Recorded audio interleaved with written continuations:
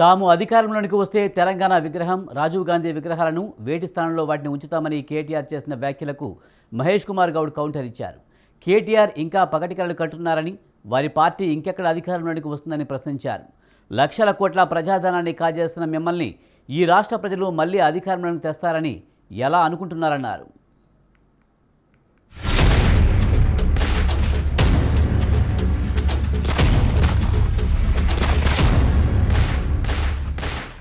ఈయన ఎన్ని పిచ్చి కూతలు కూస్తే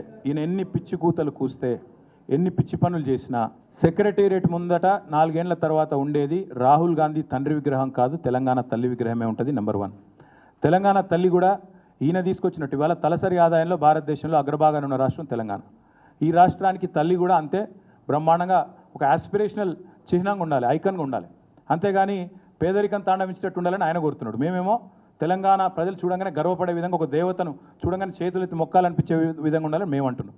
కాబట్టి ఆయన ఏం చేసుకున్నా జరగాల్సింది జరుగుతుంది. 4 ఏళ్ల తర్వాత మీరు చూస్తారు. కేటీఆర్ గారి అహంకారపూరితంగా ఏ రకంగా మాట్లాడుతూ ఉన్నారు. వారు అధికారంలోకి వస్తేనట, అసలు అధికారంలోకి వస్తే కదా ఎందుకు పగటి కళ్ళు అంటా ఉన్నారు కేటీఆర్ గారు.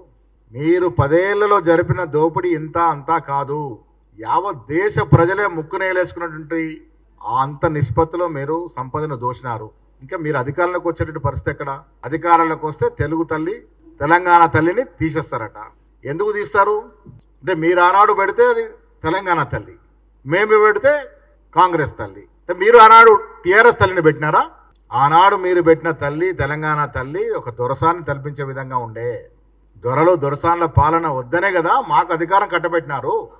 సామాన్యుడి పాలన ఈ రాష్ట్రంలో జరుగుతున్న ఈ తరుణంలో తెలంగాణ తల్లి విగ్రహం యావత్ తెలంగాణ ప్రజల యొక్క యాస, భాష, కట్టుబాట్లు, సంస్కృతిని ప్రతిబింబించే విధంగా ఉంటుంది.